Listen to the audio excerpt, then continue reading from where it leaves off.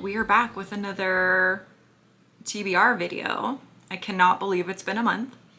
I guess February is pretty short, so that explains it. I have picked out 4 books on my physical TBR.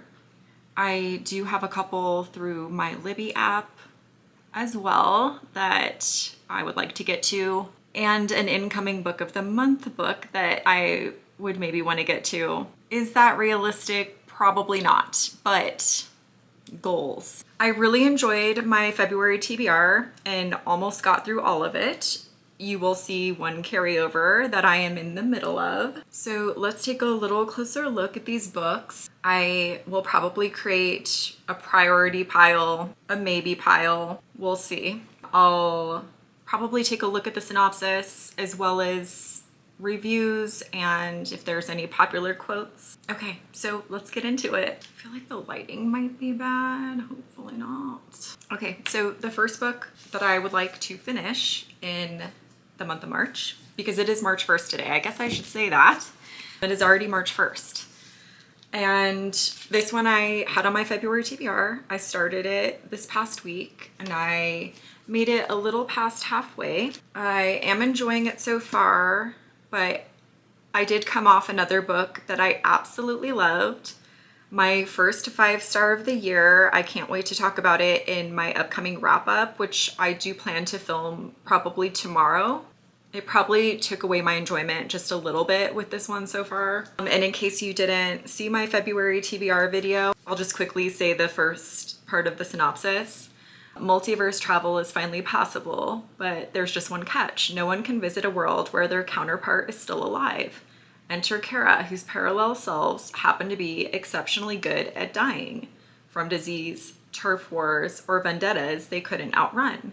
Kara's life has been cut short on 372 worlds in total. Okay, so next, let's actually use my phone for this. A couple of books that I have through my library, both by Charlotte McConaughey. Is that how you say her name? I have Migrations. Okay, what is wrong with me? Okay, so both books that I have through my library are by the same author.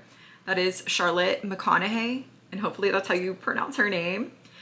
The first book I have is Migrations, and the second one is Once There Were Wolves. I'm also expecting her newest book through Book of the Month, my March pick. However, I would rather prioritize these. So let's take a look at these on Amazon. So the first part of the synopsis on Migrations. Franny Stone has always been the kind of woman who is able to love but unable to stay. Leaving behind everything but her research gear, she arrives in Greenland with a singular purpose: to follow the last Arctic terns in the world on what might be their final migration to Antarctica. Franny talks her way onto a fishing boat and she and the crew set sail, traveling ever further from shore and safety.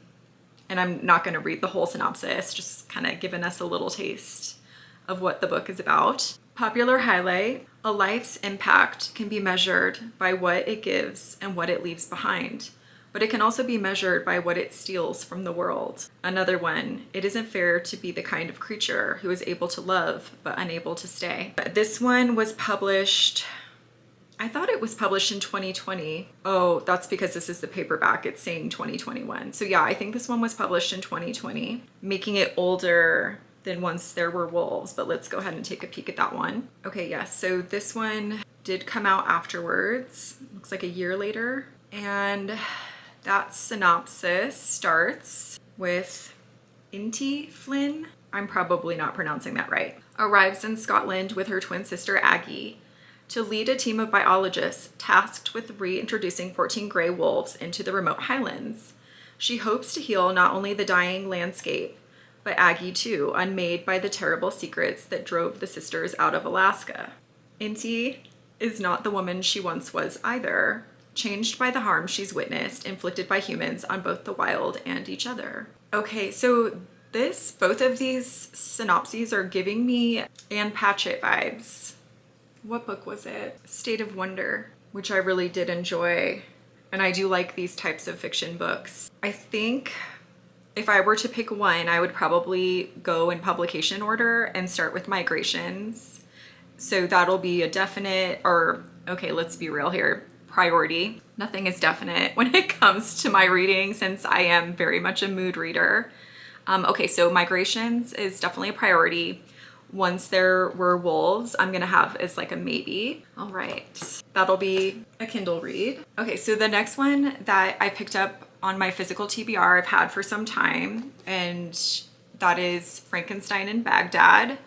I picked this up a while ago, but didn't want to read it before I read Frankenstein by Mary Shelley, which I did this last October of 2024. This one, the synopsis starts with, from the rubble-strewn streets of US occupied Baghdad, Haiti, a scavenger. Okay, why are all these names so difficult for me? Okay. From the rubble-strewn streets of US occupied Baghdad, Haiti, which hopefully I'm pronouncing right, a scavenger and an oddball fixture at a local cafe collects human body parts and stitches them together to create a corpse. His goal, he claims, is for the government to recognize the parts as people and to give them proper burial. And I'm not going to continue on with the synopsis. Okay, so let's take a peek at this one on here. There isn't a popular highlight, but it has a ton of blurbs. And it was the Man Booker International Prize finalist at the time. Okay, and this one came out in 2018. Ratings are pretty favorable. It has a 4.2 on Amazon, a 3.6 on Goodreads, which is pretty common that Goodreads is gonna be lower. This one, I'm trying to think if this is a maybe or a priority. Let's save that decision for a minute from now.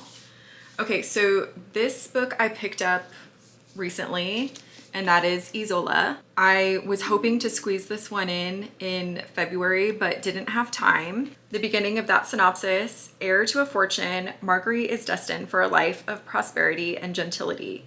But then she is orphaned, and her guardian, an enigmatic and volatile man, spends her inheritance and insists she accompany him on an expedition to New France.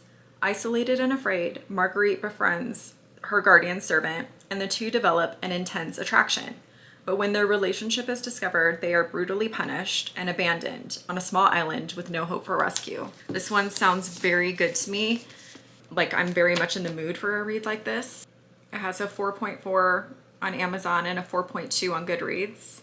That's very good. It was just released in February of 2025. And yeah, being so new, it's not populating a popular highlight or anything like that. This is a priority for me. I'm just very interested in this book right now. Next is a book I picked up in my fall haul, and that is The God of the Woods by Liz Moore. One of the books that I read in February, I had picked over this one because the synopsis sounded really similar, and I had that one through my library and wanted to prioritize that since I own this one and could take my time with it. And I loved it, and that is All the Colors of the Dark by Chris Whitaker.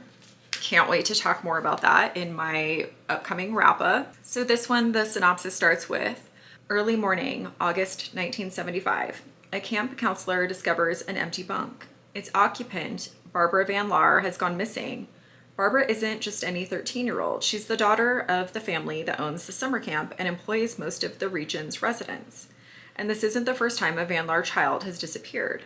Barbara's older sister similarly vanished 14 years ago, never to be found. This one I want to prioritize. It was recently named the Lolly Award winner on Book of the Month. And having liked All the Colors of the Dark as much as I did, I really want to see what this one is about and see if it compares and if I like it as much or more. So definitely a priority. Okay, so God of the Woods does have a popular highlight.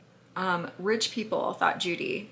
She thought this then, and she thinks it now, generally become most enraged when they sense they're about to be held accountable for their wrongs. Another one, it was funny, she thought, how many relationships one could have with the same man over the course of a lifetime together. And it has a 4.4 on Amazon and a 4.2 on Goodreads. And last is the final book in Brandon Sanderson's Skyward series, and that is Defiant. I will not be reading the synopsis on this one since it would be spoilery to do so. It is the 4th book. Let's see if we can find anything that won't spoil us. It's rated well. It's a 4.6, 4.3 on Goodreads. And yeah, I won't read any of the popular highlights. Just, I don't know if they would be considered spoilery or not. But I do see that Spence's sense of humor is in full tact in this one. Okay, so let's see. I do want to leave some room for mood reading.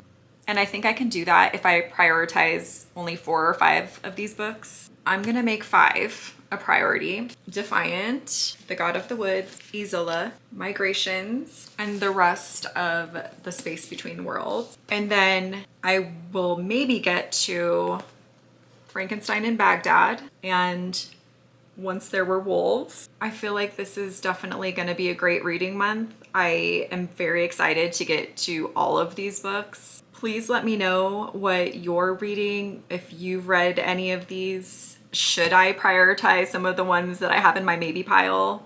Do let me know. I am very easily influenced, I'll tell you that. So I hope you all are doing great, and I will see you soon with my February wrap up. February was a fantastic reading month for me. I haven't counted out how many books I read, but by far and away, the most books I've read in months. As I've said before, it's not a competition with myself. I just really do enjoy reading as a pastime. So I will see you all again soon in my next video. Thank you so much for watching. Hope you all are doing great. Bye.